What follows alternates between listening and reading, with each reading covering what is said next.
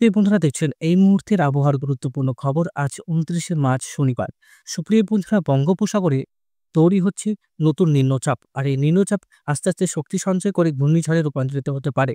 তো সুপ্রিয় বন্ধুরা, কোন কোন অঞ্চলে এই ঘূর্ণিঝড়ের প্রভাব পড়বে, কোন কোন অঞ্চলে ভারী বৃষ্টি হবে, কোন কোন অঞ্চলে ১০০ থেকে ১৫০ কিলোমিটার গতিবেগে আছড়ে পড়তে পারে এই ঘূর্ণিঝড়, সবকিছুই দেখাবো প্রতিবেদনে। অবশ্যই ভিডিওটাকে ধৈর্য সহকারে দেখবেন।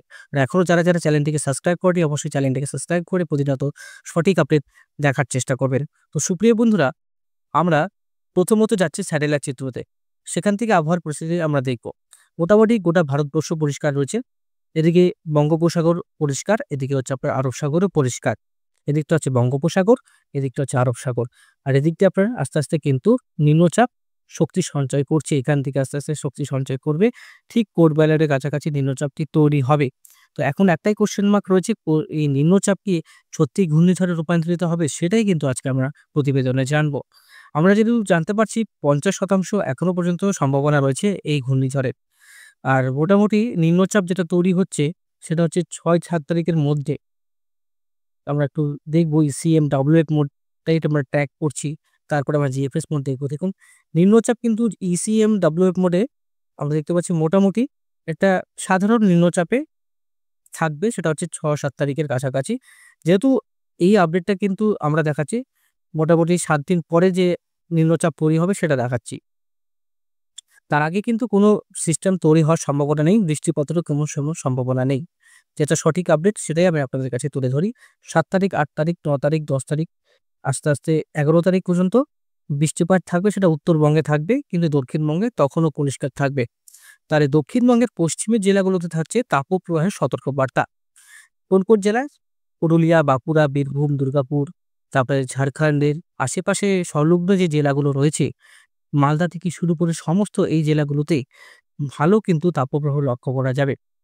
এটাকে আমরা প্রায় সর্বোচ্চ তাপমাত্রা বলব প্রায় ৩৮ থেকে ৪০ ডিগ্রির কাছাকাছি পশ্চিমী জেলাগুলোতে তাপপ্রবাহ লক্ষ্য করা যাবে। এদিকে সিলেট, গুয়াহাটি, আসামের কাছাকাছি ৮-১০ তারিখের কাছে বৃষ্টিপাত হওয়ার সম্ভাবনা রয়েছে। জিএফএস মোড কিন্তু আবার অন্য কথা বলছি। জিএফএস মোড যেটা থাকছে, জিএফএস মোডে ভালো বৃষ্টিপাত থাকছে। মোটামুটি বাংলাদেশ, আসাম, গুয়াহাটি থেকে শুরু করে কলকাতা, মেহেরপুর, রাজশাহী, মালদা, পূর্ণিয়া এসব অঞ্চলে মাঝারি টাইপের বৃষ্টির একটা সম্ভাবনা দেখতে পাচ্ছি প্রায় ১০ থেকে ১১ তারিখের মধ্যে।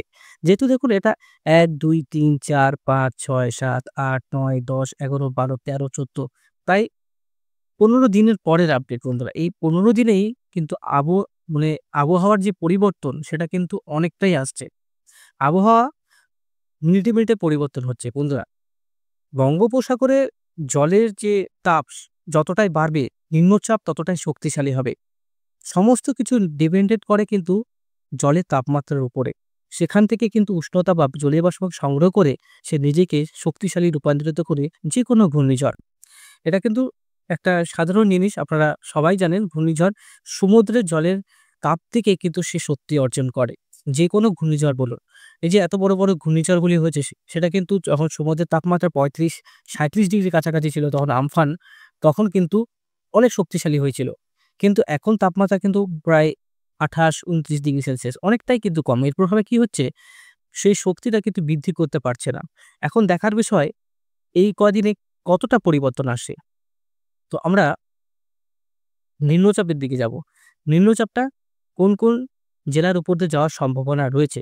জিএফএস পোর্টে আমরা দেখব প্রায় নিম্নচাপ যে ঘূর্ণিঝড় সেটা রয়েছে পোর্ট বেলার দ্বীপ থেকে প্রায় ১০০ মিলিমিটার বৃষ্টি নিয়ে, এখন ১ ইঞ্চি বৃষ্টি নিয়ে ১০০ মিলিমিটার বৃষ্টি নিয়ে সে এগোবে। কিন্তু জিএফএস পোর্ট বলছে দক্ষিণবঙ্গে হালকা বৃষ্টি রয়েছে। তারপরেও আমরা ৭ তারিখে দেখতে পাচ্ছি সেটা কিন্তু আস্তে, আস্তে মায়ানমারের দিকে প্রবেশ করছে প্রায় ৩ মিলিমিটার, মানে ৩০০ মিলিমিটার বৃষ্টি নিয়ে প্রবেশ করছে ৪০০ মিলিমিটারের কাছাকাছি। সরাসরি কিন্তু আমরা দেখতে পাচ্ছি প্রায় মায়ানমারের নিচের দিকে অংশটা নিয়ে প্রবেশ করছে। যদি আমরা সর্বোচ্চ বায়ুর গতিবেগ দেখি তাহলে প্রায় ধরে রাখুন ১০০ কিলোমিটার থেকে ১২০ কিলোমিটার গাস্টিং সেটা আমরা দেখব কত থাকতে পারে। প্রায় আমরা যেটা দেখতে পাচ্ছি গাস্টিং যেটা থাকবে প্রায় ৭৪ কিলোমিটার। ৭৪ কিলোমিটার গাস্টিং পাচ্ছি আমরা। এই ঘূর্ণিঝড় মানে একটা সাধারণ ঘূর্ণিঝড় রূপে প্রবেশ করবে। কিন্তু এই ১৫ দিন মানে কি হচ্ছে সেটা কিন্তু আমরা আগের থেকে ট্র্যাক করে বলতে পারবো না। কারণ এখন আমরা যে দেখাচ্ছি সেটা কিন্তু পরবর্তী সময় পরিবর্তন আসছে। কোনো সময় ঘূর্ণিঝড় শক্তি অর্জন করবে, কোনো সময় ঘূর্ণিঝড় দিক পরিবর্তন করবে, কোনো সময় ঘূর্ণিঝড় আবার কমজোর হবে। এরকম কিন্তু থাকবে। মোটামুটি ৬-৭ তারিখের পরেই আমরা বুঝতে পারবো যে এই ঘূর্ণিঝড়টা হবে কি হবে না। প্রথমত তাহলে আমরা আগে থেকে সেরকম অনেক চ্যানেলে যেরকম ভয় দেখাচ্ছে ঘূর্ণিঝড় হয়ে যাবে, ঘূর্ণিঝড় হবে, এই হবে, ওটা হবে। কিন্তু না বন্ধুরা, আমাদেরকে পুরোপুরিভাবে বিশ্লেষণ করতে হবে। প্রথমত আমরা দেখব যে এই নিম্নচাপ কতটা শক্তিশালী হওয়ার সম্ভাবনা রয়েছে। ইসিএম ডাব্লুএফ মোড যেটা আমাদের দেশীয় মোড, দেখুন অনেকটাই কম। আমরা কালকে দেখেছিলাম ৩২ কিলোমিটার, তারও কালকে দেখেছিলাম ৩২, তারপরে রাতে দেখেছিলাম হচ্ছে আবার ৫৮ কিলোমিটার, এরকম কিন্তু হচ্ছে, কমছে বাড়ছে। এই সময়টা বোঝা মুশকিল। আর যেটুকু মনে হচ্ছে এখনো ৫০% চান্স আছে হওয়ার। কিন্তু দক্ষিণবঙ্গে অনেকটাই কম সম্ভাবনা যে এই ঘূর্ণিঝড়ের যে দক্ষিণবঙ্গের দিকে আছড়ে পড়বে। অনেকটাই কম সম্ভাবনা। আমরা ইসিএম ডেভেলপমেন্ট যেটা দেখতে পাচ্ছি সেটা বিশাখাপত্তনমের দিকে ইঙ্গিত দিচ্ছে। যদি এদিক ওদিক হয় তো ভুবনেশ্বর। কিন্তু আমাদের দীঘা উপকূল হবে না বন্ধুরা। দীঘা, পুরীর উপকূলে কিন্তু হবে না। পুরী যেহেতু উড়িষ্যা, দীঘাটা আমাদের পশ্চিমবঙ্গের মধ্যেই পড়ে। তাহলে আমরা মোটামুটি এখন আর ঘূর্ণিঝড়ের যেটা আছে সেটা কিন্তু মোটামুটি সতর্ক থাকবো। কেউ ভয় পাবেন না, সচেতন থাকবেন, সাবধান থাকবেন, সতর্ক থাকবেন। ঘূর্ণিঝড় কিন্তু তৈরি হয়নি, নিম্নচাপও তৈরি হয়নি। তো অনেক চ্যানেলেই বলে আছে ঘূর্ণিঝড় বাঁক দিচ্ছে, ঘূর্ণিঝড় কোনো কিছুই হচ্ছে না। আর বৃষ্টিপাতও আগামী ৭ দিনে কোনো বৃষ্টিপাতের সম্ভাবনা নেই বন্ধুরা। বৃষ্টিপাতেরও কোনো সম্ভাবনা নেই আগামী ৭ দিন কি আগামী ১৪-১৫ দিন দক্ষিণবঙ্গে কোনো বৃষ্টিপাতের কোনো সম্ভাবনা নেই। আমরা যদি এক্সট্রিম ফরকাস্টে যাই তাহলে আমরা আরো বুঝতে পারবো যে কেমন পরিবর্তন থাকতে পারছে। এদিকে ২৯ তারিখ, ৩০ তারিখে আমরা দেখি মোটামুটি ৩০ তারিখের আগে উত্তরবঙ্গের দিকে একটু ঠান্ডা ভাব থাকবে। ৩১ তারিখ, ১ তারিখ উত্তরবঙ্গের দিকে ভালোই ওয়েদার থাকবে যেটা দেখতে পাচ্ছি। ৩ তারিখের পর থেকে গরম বাড়বে পশ্চিমী জেলাগুলোতে। উইন্ড সারফেস ঠিক থাকবে, কোনো পরিবর্তন নেই। হাওয়ার কোনো গতিবেগ পরিবর্তন নেই। বৃষ্টি যেটা থাকবে আগামী ৫ দিন, বৃষ্টির কোনো সম্ভাবনা নেই আগামী ৫ দিন। তাপমাত্রা এক নাগাড়ে কিন্তু ৪২ ডিগ্রি হওয়ার সম্ভাবনা রয়েছে, যেটা আপনাদের কাছে তুলে ধরছি এখনই যে কত ডিগ্রির সম্ভাবনা রয়েছে আমাদের বৃষ্টিপাতে। বৃষ্টিপাত মোটামুটি দেখুন, যেহেতু ৭ দিন ১৫ দিন বৃষ্টিপাত নেই, এক নাগাড়ে গরম পড়বে। তো বুঝতে পারছেন কতটা পরিবর্তন আসতে চলেছে। আমরা কলকাতার তাপমাত্রা দেখছি প্রায় ৩৭ ডিগ্রির কাছাকাছি পৌঁছে যাচ্ছে। ৩০ তারিখে তাপমাত্রা কত থাকবে? ৩০ তারিখে ৩৯ ডিগ্রি সেলসিয়াসের কাছাকাছি, সরি ৩২ ডিগ্রি। আর এদিকে হচ্ছে আপনার দুর্গাপুরে হচ্ছে ৩২ ডিগ্রি। ৪ টার সময় একটু আগে দেখি, হ্যাঁ ৩৫-৩৪ ডিগ্রির কাছাকাছি থাকবে। যেই আমরা ১ তারিখে যাব, আস্তে কিন্তু পরিবর্তন আসবে বন্ধুরা। দেখুন ১ তারিখ থেকে পরিবর্তনটা কতটা থাকছে। এপ্রিলের ১ তারিখ মালদায় থাকছে ৩৮ ডিগ্রি সেলসিয়াস। পশ্চিমের যে জেলাগুলো রয়েছে পুরুলিয়া, বাঁকুড়া, দুর্গাপুর ৩৮ ডিগ্রির কাছাকাছিই থাকবে।